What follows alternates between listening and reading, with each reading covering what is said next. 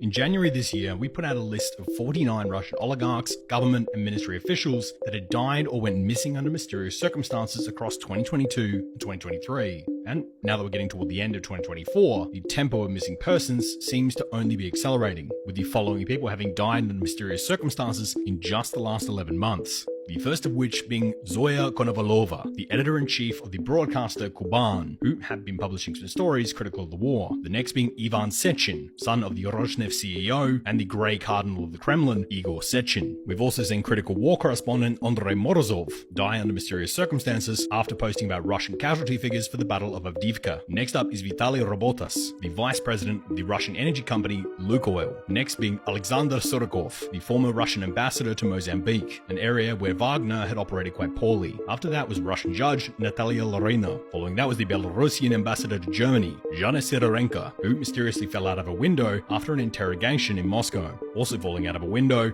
Russian economist Valentina Bondarenko. In addition to her, we also had Georgy Chibizov, the marketing director for the Russian financial reporter, the Moscow Exchange, as well as Mikhail Rogachev, the deputy general director of Norilsk Nickel. Also on top of that was Russian celebrity chef Alexei Zeman, who was found dead in Belgrade after making numerous statements critical of the Russian war effort.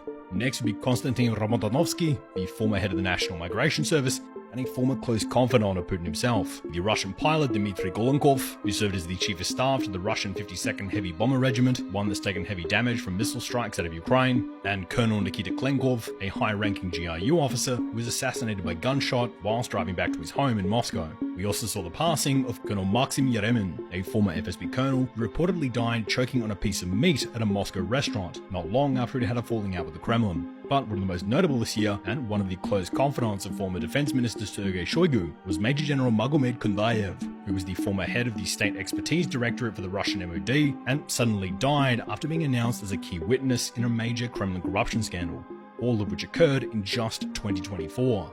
And as bad as that sounds, with a whole month of the year left to go, that list is probably only going to get longer over the next few weeks.